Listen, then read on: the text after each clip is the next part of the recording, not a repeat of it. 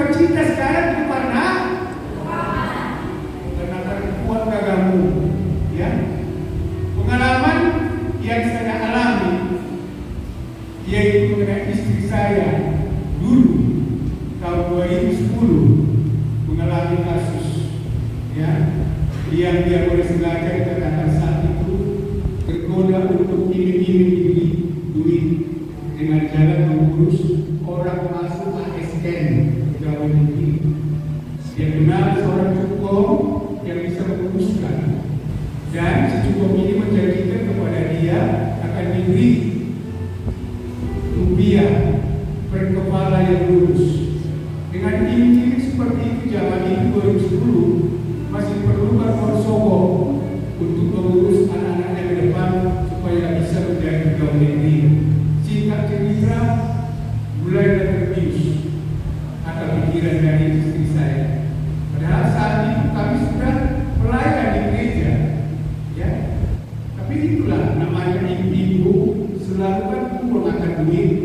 Siapa yang cinta duit di sini? Ada yang cinta duit? Gak ada. Ada yang laku ya. Kecuali di luar sana yang berlaku ya. Oke, barangkali semua ada cinta duit.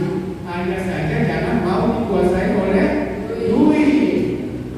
Harus kita yang menguasai duit. Cerita-cerita istri saya masuk juga di lokasi yang di depan ini, ya, bukan. Dan dia PNS. Bayangkan seorang PNS masuk di situ. Enak apa enak? Tidak enak. Yang paling menderita itu saya, karena seorang bapak harus membesarkan anak-anak ini. Kami punya anak ketiga dikasih buat perempuan sama kali. Masih ya masih dalam pertumbuhan ya. Saat itu ya memang sudah ada yang sudah mulai kuliah, yang paling tua, kemudian yang bungsu masih anak SMP. Jadi boleh dikatakan anak kami sangat terhormati. Beliau mamanya harus menunggang dia. Dan bukan hanya anak-anak, saya pribadi sangat-sangat mengingati. Walaupun yang melakukannya dan yang mencerahkan itu adalah istri saya, tapi boleh dikatakan sebenarnya saya yang paling menderita.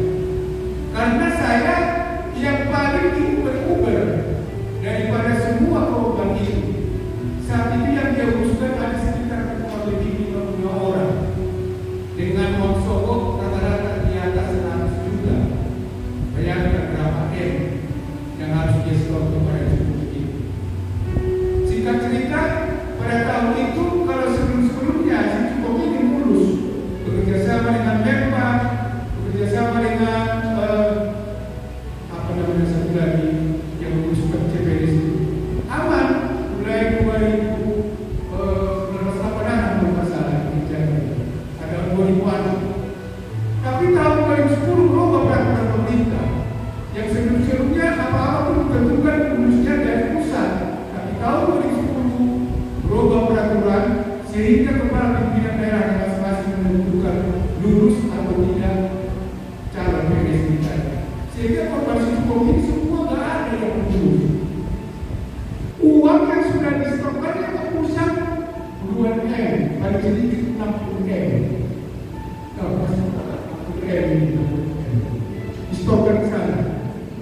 Dengan kata lain, satu rupiah pun tidak dikembalikan kepada anak-anak buahnya ini termasuk orang tua saya.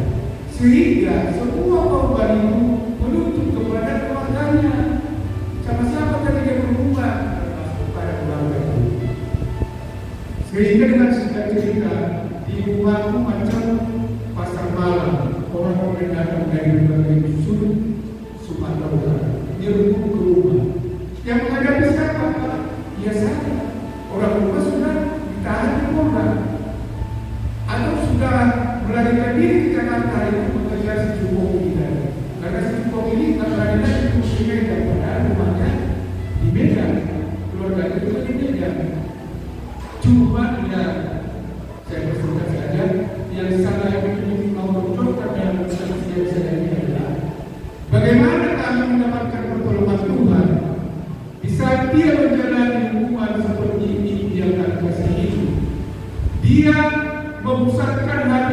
pikirannya untuk datang fokus kepada Tuhan. Setiap jam 2 dini hari dia sudah doa menghadap kepada Tuhan. Dia menangis sejadi-jadinya. Dia menyesali semua perbuatannya, sehingga lewat itu Tuhan berbelas kasih kepada dia, kepada kami. Yang tadinya dia sebelum-sebelumnya itu belum mengenali bagaimana firman Tuhan. Jangan ditanya satu ayat baik seperti yang ditanya Tuhan tadi. Siapa yang hafal? Nggak pernah diberikan waktunya membaca firman.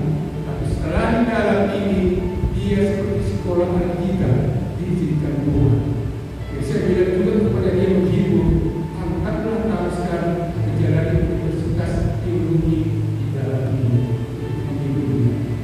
Dan singkat cerita, pada saat itu banyak mujizat, banyak pertolongan Tuhan, banyak keheranan yang Tuhan izinkan kami boleh alami, walaupun penderitaan suku balik seperti itu. Kenapa? Lewat daripada apa yang sudah dilakukan ini. Di samping juga saya juga berdoa mendoakan bersama-sama. Dia PNS, coba ditanya di mana-mana, adakah PNS 5 tahun nggak bekerja, nggak dipecat? Tidak ada. Tapi dia tidak dipecat walaupun 5 tahun tidak bekerja. Haleluya. Yang kedua, rumah kami tiba-tiba pagi hari datang sebuah mobil. Mobilnya mundur pelan-pelan ke rumah kami tinggal. Rumah kami kecil ya, masuk gang lagi, masuk bengkel ya. Mundurlah mobil ini pelan-pelan. Gorden rumah seperti ini sudah ditutup selama ada peristiwa itu. Ulang kali rumah. Mendengar suara mesin mobil mendekat, saya juga dari sedikit. Gordennya ini dari setidaknya. Siapa yang datang? Sudah gini-gini cara begini. Mungkin ini rombongan korban itu mau menyerang kami Tuhan. Gak ada yang lagi, kita udah cium. Melihat orang kecil aja saya sudah takut. Saya pikir itu mau bunuh saya. Karena apa? Setiap subuh saya ini mendapat telepon. Pak Simangun Sok, ada apa Pak? Papa di mana sekarang? Di rumah Pak. Oh sebentar lagi kamu potong kau. Ada yang satu. Dari sana ke kamar kau. Dari sana aku selesaikan kau.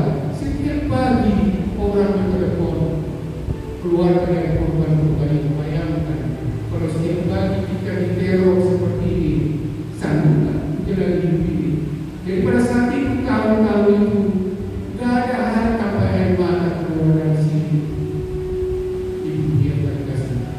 Setiap hari air mata keluar. Kalau ditambah barangkali baru sudah banyak kali.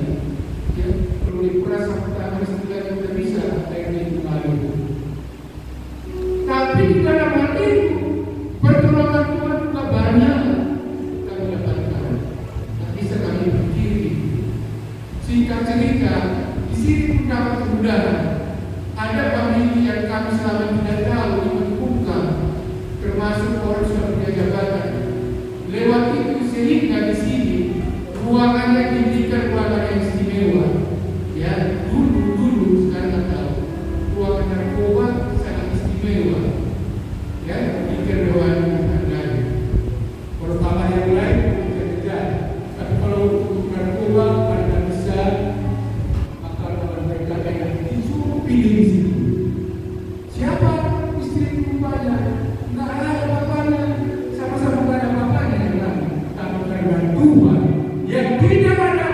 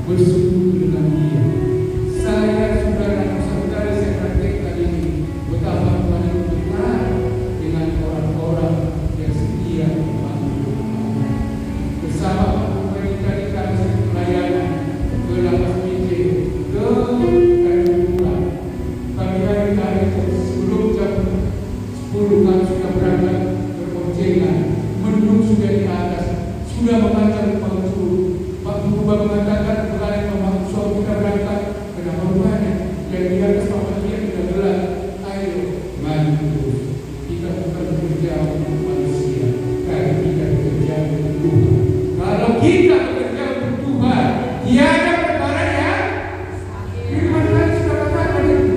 Bagi Tuhan tiada perkara yang mustahil. Saya tidak sempat menyatakan ibu apapun masalah-masalah ini, memutus hubungannya, PK-nya belum atau apapun pergumulan saat ini, kita akan bersandar berdoa, kita undang, kita bantu berdiri, kita akan